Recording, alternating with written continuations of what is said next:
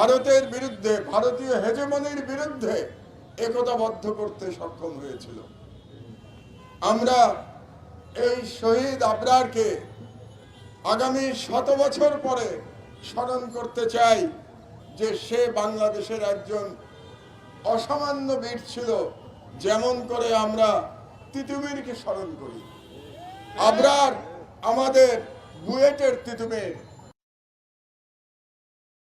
তিতুমির হল তো আমাদের শেরেবাংলা হলের পাশেই, কাজে আবরারকে মনে রাখতে হবে আমাদের এই শতাব্দীর বুয়েটের তিতুমির হিসেবে। এই কারণে আপনারা অনেকেই জানেন যে গতকাল জেল থেকে বেরিয়ে আমি প্রেস ক্লাবে আমার প্রথম রাজনৈতিক ভিশন সেই বক্তব্য প্রদান করেছি গতকাল। সেখানে আমি 7 দফা দাবি করেছি ডক্টর ইউনূসের সরকারের প্রতি। সেই 7 দফা দাবির মধ্যে অন্যতম দাবি হচ্ছে শহীদ আবরারের নামে বঙ্গবন্ধু এভিনিউকে নামকরণ করতে হবে। এর নাম করতে হবে শহীদ আবরার এভিনিউ। কারণ শহীদ আবরার আমাদের ভারতীয় হেজেমনির বিরুদ্ধে স্বাধীনতার প্রতীক, আর শেখ মুজিবুর রহমান স্বৈরাচারের প্রতীক। শেখ মুজিবুর রহমান হাসিনার ফ্যাসিবাদের আইকন।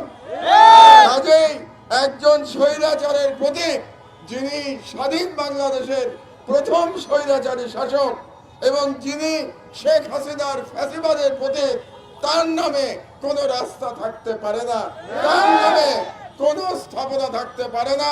কাজে আবারও আমি আমার প্রিয় বিশ্ববিদ্যালয়, যেখানে আমার প্রথম বিশ্ববিদ্যালয় লেভেলের পড়াশোনা শুরু হয়েছিল, সেই বুয়েটের সামনে দাঁড়িয়ে আমি দাবি জানাচ্ছি আবারও প্রফেসর ইউনূসের কাছে, আপনি অনতিবিলম্বে বঙ্গবন্ধু এভিনিউকে শহীদ আবরার এভিনিউ নামকরণ করুন। আপনাদেরকে একটা পুরনো ইতিহাসের কথা বলি। আমি বৃদ্ধ মানুষ তো পুরনো কথা মনে পড়ে যায়।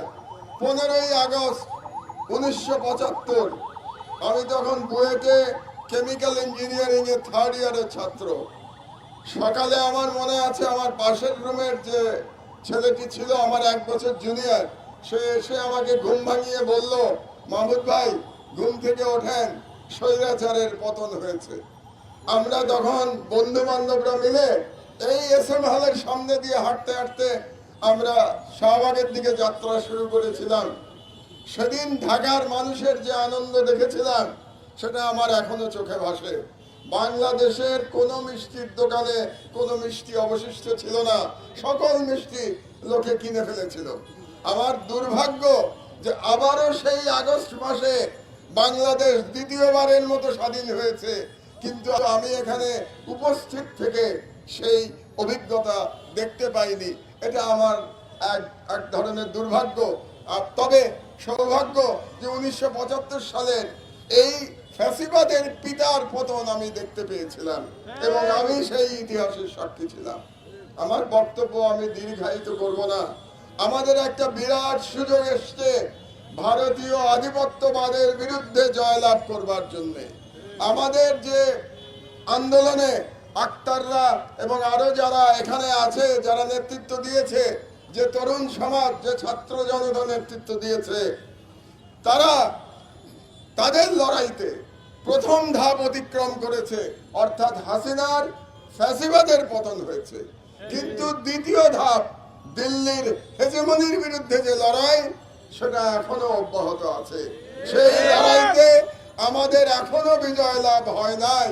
কারণ আপনারা জানেন বাংলাদেশের পতিত ফ্যাসিবাদের যারা দোসর ছিল, সেই করাপ্ট দুর্নীতিবাজ খুনি মন্ত্রীরা সব ভারতে গিয়ে আশ্রয় নিয়েছে, তাদের প্রভুর দেশে আশ্রয় নিয়েছে এবং সেখান থেকে তাদের ষড়যন্ত্র চালিয়ে যাচ্ছে। কাজেই আমাদের বাংলাদেশে ফ্যাসিবাদের সকল আস্তানা গুড়িয়ে দিতে হবে, জনগণকে সাথে নিয়ে আমাদের ফ্যাসিবাদকে এই দেশ থেকে নিশ্চিহ্ন করতে হবে।